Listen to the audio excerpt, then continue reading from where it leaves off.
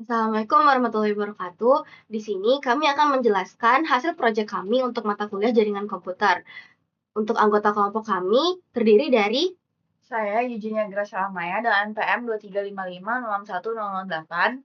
saya Intan Eka Safitri dengan NPM 231506104 Saya Najwa Tasya Safira dengan NPM 23150611024. yang akan memaparkan hasil akhir dari simulasi jaringan komputer yang telah kami rancang menggunakan Cisco Packet Tracer. Pertama-tama kita akan langsung ke paket tracernya. Nah, di sini ada jaringan topologinya yang sudah kita buat. Nah, pertama-tama di atas ini dia ada server, yang mana server ini dia terhubung ke satu router utama. Nah, dari satu router utama ini, yang mana router 2911, dia itu terhubung ke dua switch utama, yang mana dua switch ini dia ada di tiap-tiap lantai di gedung. Yang pertama itu switch 2962, ini dia di lantai 1, dan yang ini di lantai 2. Nah, di lantai 1 itu terdapat beberapa departemen. Jadi ada departemen keuangan, pemasaran, dan pengembangan. Nah, tiga departemen ini dia itu memiliki switch sendiri-sendiri. Kayak keuangan punya switch sendiri, pemasaran punya switch sendiri, pengembangan punya switch sendiri, dan dari setiap switch per departemen ini dia terhubung ke dua PC dan satu printer. Sama kayak di lantai 2. Di lantai 2 tuh di tiap-tiap departemen memiliki switch sendiri-sendiri, yang mana untuk departemen administrasi dia tuh hanya punya 2 PC, dan produksi punya 2 PC dan satu printer. Penjualan juga hanya punya 2 PC.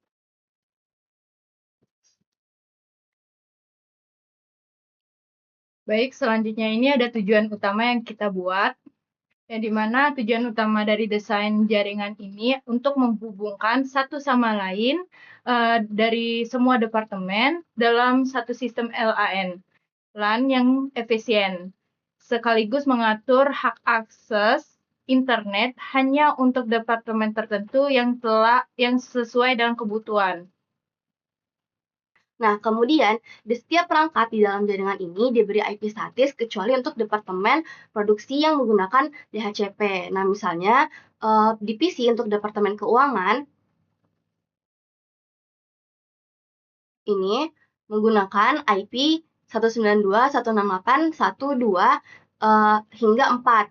Sehingga sementara produksi di departemen produksi itu akan mendapatkan di sini akan mendapatkan IP secara otomatis dari DHCP server. Selanjutnya itu ada pembagian alamat IP, yang dimana pembagian alamat IP-nya itu kita dari router sini. Nah, itu kita membagi alamat IP-nya itu berdasarkan lantainya. Yang kita lihat di routernya gigabit Ethernet 0/0. Nah, ini untuk gigabit 00 itu dia untuk ke lantai 1, yang mana nih IP-nya 192.168.1.1. Setelah itu ada gigabit Ethernet 01, itu untuk di lantai 2-nya 192.168.2.1. Sedangkan yang 0/2 itu untuk ke server. Oke. Selanjutnya itu ada pembagian IP address untuk masing-masing setiap PC. Di sini kita sudah atur, sudah kita ketahui bahwasan gateway masing-masingnya itu untuk lantai 1 adalah 192.168.1.1. Nah, jadi di sini kita masukkan dengan cara yang sama karena IP-nya itu hanya bisa sampai 24 PC, maka kita di sini untuk setiap switch, di sini maka kita masukin IP address-nya ada 192.168.1.2 untuk melanjutkan default gateway yang ada. Sama hal seperti PC1 juga kita masukkan yaitu 192.168.1.3. Dan untuk PC2 di pemasaran, di sini kita masukkan IP address yang sama, hanya urutannya saja yang berbeda, yaitu dengan titik 10. Di sini bedanya kita ini DNS server ini kita masukkan agar bisa terhubung ke internet. Selanjutnya ini kita akan masukkan masing-masing IP. Terus untuk pengembangan itu kita masukkan 192, 168, 118 untuk PC 4, terus PC 5 itu 192, 168, 119. Sama hal dengan printer yaitu 192, 168, 120. Terus selanjutnya itu untuk di lantai 2 itu kita menggunakan karena gateway-nya adalah 192, 168, 2.1, maka IP yang ada adalah 192, 168, 2.2. Sama ini juga 2.3. Di sini adalah 192, 168, 211 untuk produksi, dan VC 9 ada 192, 168, 2.10.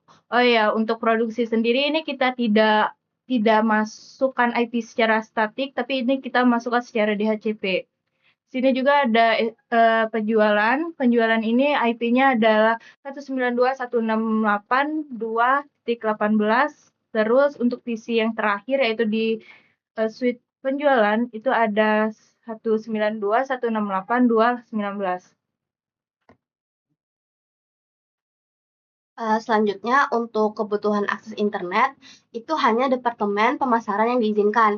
Sedangkan untuk departemen keuangan dan pengembangan itu dibatasi agar hanya dapat mengakses sumber daya lokal. Dan untuk di lantai 2, kami tidak mengatur untuk departemen mana yang dapat mengakses sumber daya internet dan juga lokal.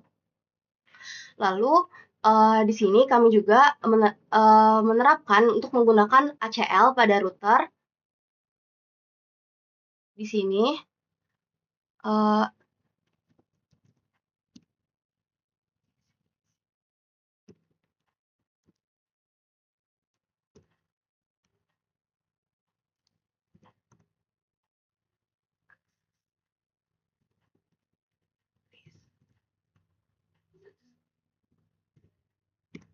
Nah, di sini kita dapat melihat untuk IP mana saja yang diblokir untuk mengakses internet, di mana untuk 3 baris pertama ini merupakan IP untuk perangkat-perangkat yang ada di Departemen Keuangan. Sedangkan untuk 3 baris terakhir ini merupakan IP-IP yang digunakan di Departemen Pengembangan. Lalu di sini juga diikuti host dengan IP server yang ingin kita blokir. Nah, lalu untuk bagian server berfungsi sebagai DNS dan juga HTTP, di mana di sini HTTP-nya udah kita set ke on, terus DNS-nya juga udah kita set ke on. Nah, di sini juga menampilkan daftar website yang udah kita tambahin untuk uji coba ping, di mana ketika kita masuk ke web browser,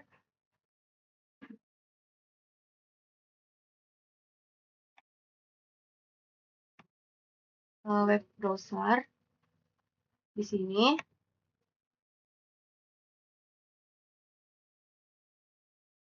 terus kita mencoba untuk ping ke website yang telah ditambahkan tadi.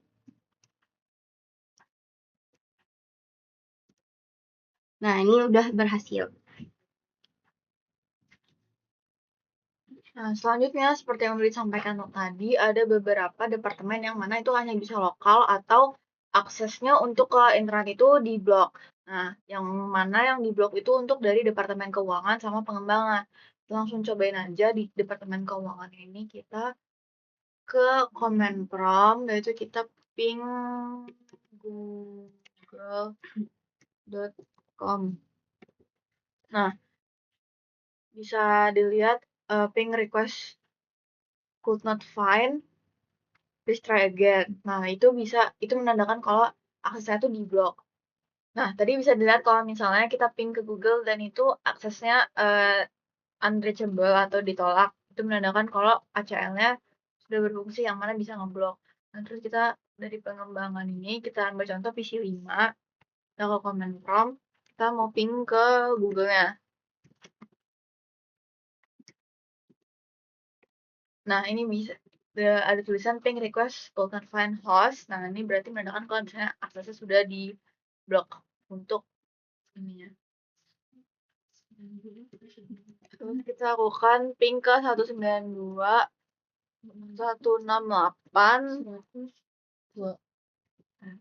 102. Nah, ini bisa dilihat kalau destination host unreachable seperti yang udah dikatakan tadi, kalau misalnya yang pengembangan itu cuma bisa lokal aja, jadi dia tidak bisa nge-ping ke IP ini, IP server.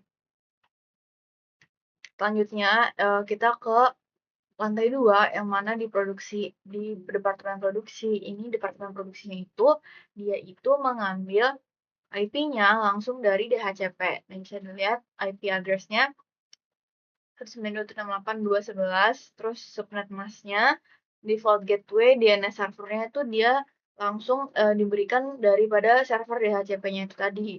Nah, terus kita ke command prompt, kita ping 192.168.2.1. Ini terhubung ke router. Nah, ini bisa dilihat aksesnya berhasil pingnya. Nah, berarti dia menandakan kalau dia terhubung ke router.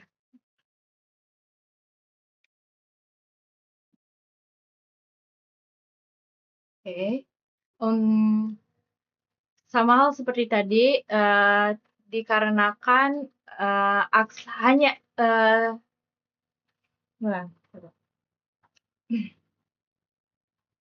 selanjutnya untuk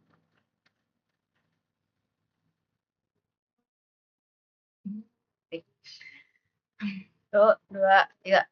sedangkan di departemen pemasaran ini dibutuhkan internet. Jadi yang diizinkan seperti pemasaran, administrasi, produksi, dan penjualan. Kita ngambil salah satu contoh yaitu pemasaran. Kita coba. Kita pingin ke router terlebih dahulu.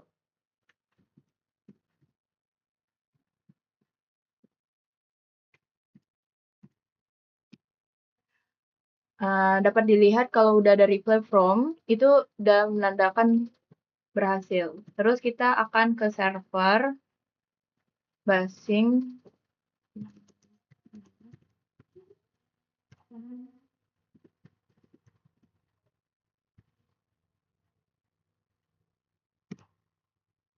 Bahwasan server yang kita masukkan di DNS tadi itu berhasil, dapat dilihat tidak ada gagal atau pesan ini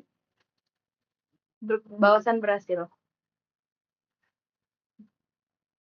Baik, selanjutnya kami akan melanjutkan untuk menjelaskan bagian 2, yaitu simulasi serangan sniffing. Baik, sniffing dalam konteks jaringan komputer adalah proses penyadapan, menangkap atau mengintip lalu lintas yang sedang dikirim melalui jaringan. Jadi tujuannya ini bisa bermacam-macam.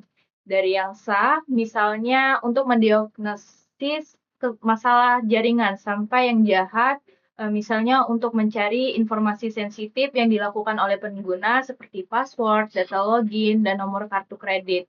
Jadi, sniffing ini dilakukan dengan menggunakan perangkat lunak yang disebut sniper, seperti WireSat, TCDAM, dan sebagainya. Dan sniper ini bekerja dengan mendengarkan semua paket data yang lewat dalam jaringan. Jadi, jaringan ini yang tidak dienkripsi atau menggunakan switch yang tidak aman, data bisa dibaca oleh siapa saja yang ada di dalam jaringan tersebut. Selanjutnya, untuk simulasinya kita di sini menggunakan VirtualBox dengan OS yaitu Windows 11 sebagai korban. Dan juga di sini kami menggunakan Wireshark di laptop sebagai komputer penyerang. Di mana di sini Wireshark ini digunakan untuk melakukan capturing lalu lintas pada jaringan komputer yang akan dilakukan oleh korban. Nah, setelah menyiapkan beberapa kebutuhannya tadi, nah kita ini pertama kita buka dulu IP-nya. Di sini IP-nya itu kita cari tahu IP dari si korbannya. Nah, bisa dilihat ini IP address-nya 192.168.1.4. Terus ini kita buka, kita start capture, kita apply ininya, filternya. 192.168.1.4 yang ke HTTP.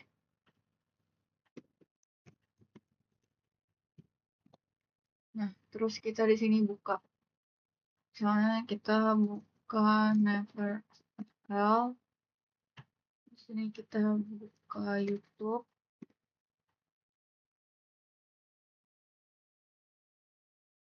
Di sini kita buka iKlas misalnya.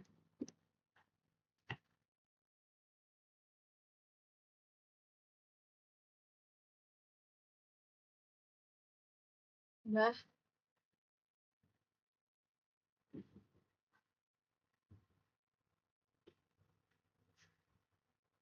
Kita buka iKlas. Kita buka YouTube. Nah, ini kita stop. Nah, bisa dilihat di sini sudah tercapture informasi terkait dengan 192.168.1.4 ini HTTP. Nah, bisa dilihat kalau kita tuh udah bisa sebenarnya melihat dia ini ke mana aja destination-nya. Kita bisa melihat destination-nya, source-nya. Namun kita tidak bisa melihat informasi yang ada di dalam sininya. Nah, namun kita bisa identifikasi kalau ini tuh sebenarnya kayak request daripada si Microsoft Bing-nya dan VM-nya. Namun kita tidak bisa dapetin informasi dalam situnya karena pada umumnya itu dari HTTP langsung di redirect ke HTTPS security-nya gitu. Kita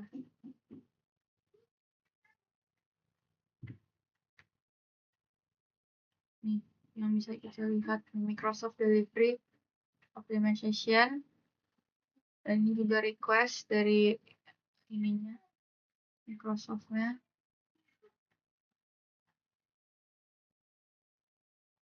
Kurang lebih seperti itu melakukan sniffing.